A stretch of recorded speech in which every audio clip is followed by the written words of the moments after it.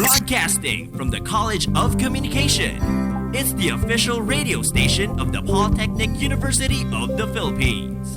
This is dzmc-Young Communicators Guild. Ito ang tahanan mo, scholar ng bayan. Lawak na balitaan, makakuluhang kwentuhan. Tugtugan, kantahan, balitaktakan at tawanan. Radyo mo, iskot, iska, ikaw na lang ang hinihintay. Tarna, iskot, iska, sama na para mas complete. Tarna, iskot, iska. Anong meron dyan? May something? Tarna, iskot, iska, sama na para mas complete. Halika na, mag-tune in na dito sa DZMC. Sama na para mas complete. Sama na para mas complete. Sama na para mas complete. Sama na para mas complete. Dito sa DZMC. Ay! May something!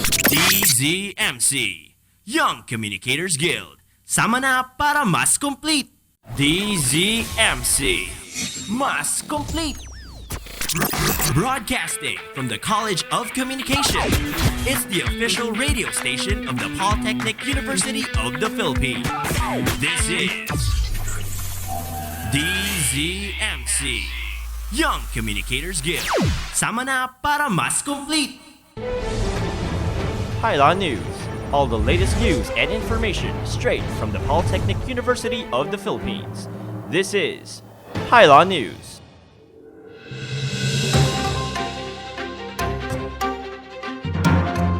Good afternoon, PUP! Today's the 18th of September 2020. And here are the news that you need to know. This is Pylon News.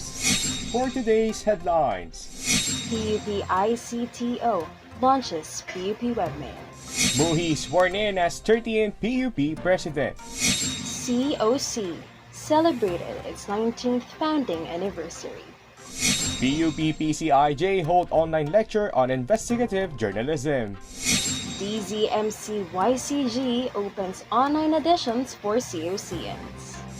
To cope with the new setup of learning on October 5, Polytechnic University of the Philippines Information and Communications Technology Office PUP-ICTO launched the PUP Webmail, a platform where students can have an access to licensed Office 365 to be used in online classes.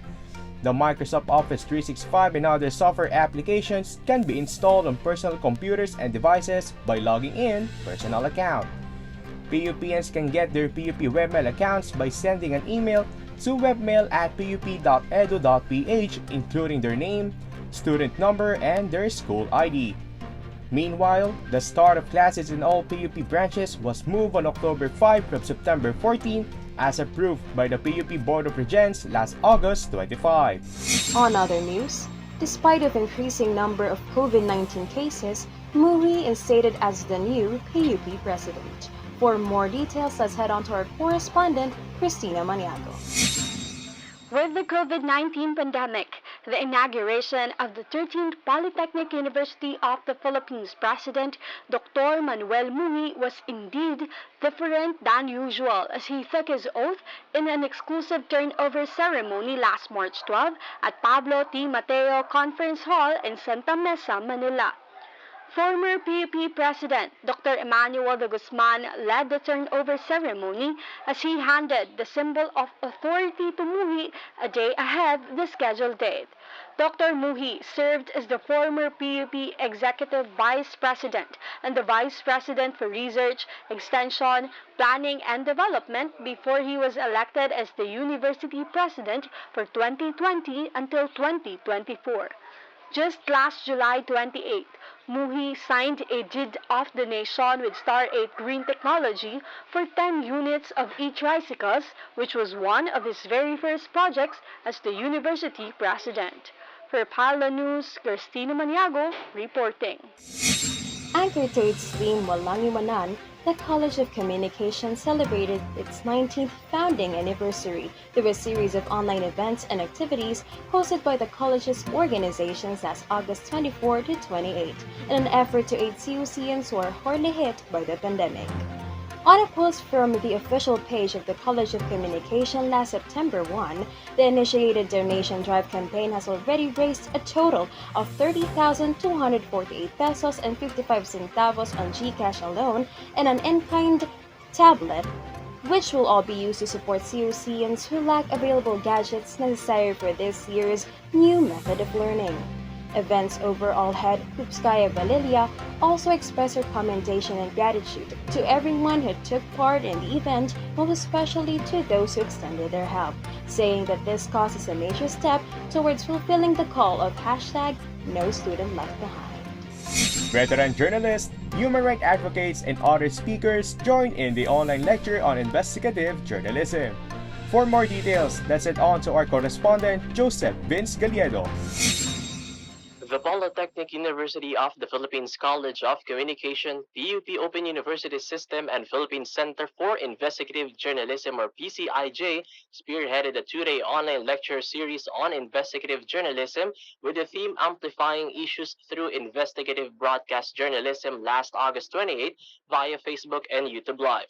Said webinar was participated by more than 200 people in different areas in the Philippines, together with the renowned investigative journalists and human rights advocates as resource speakers, such as attorney Jose Manuel Chaljokno, GMA Network anchor and reporter Rafi Tima, and more. The lecture series centered on the current situation and challenges faced by journalists in bringing stories, as well as upholding freedom of the press, human rights, and rule of law.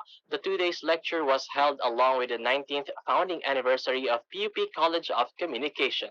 For Pylon News, Joseph Vince Galedo reporting.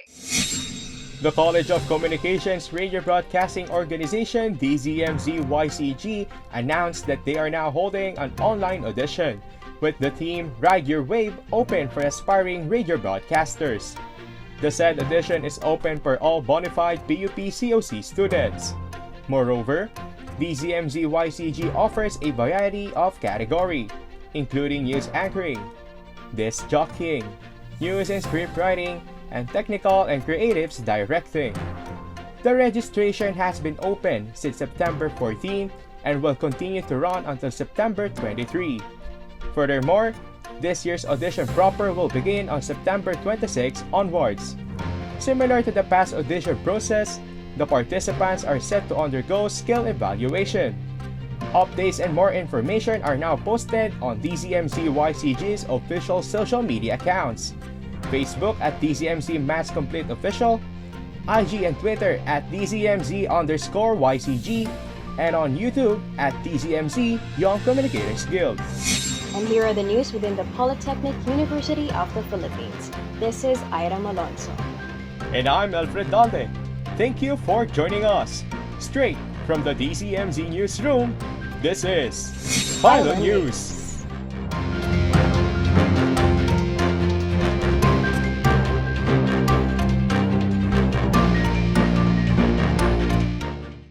Ikaw na lang hinihintay.